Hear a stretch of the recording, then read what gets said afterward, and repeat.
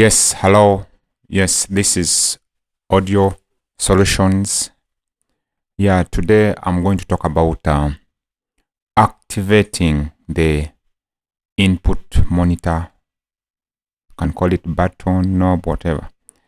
So you find someone posted on the comment section that I don't know whether he or she can't see the input monitor on the logic page. Yeah, so to activate the input monitor, I'm going to right click on this channel, on the channel. Then I'm going to select configure track header. So I'm going to have this. So I'm going to activate this.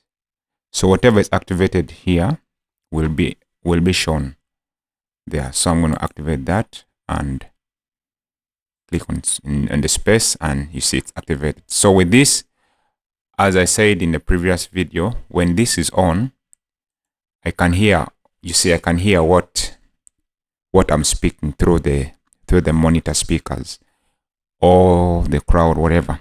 So that's it. Thank you so much. Don't forget to subscribe and to hit the notification button. Yeah, thank you.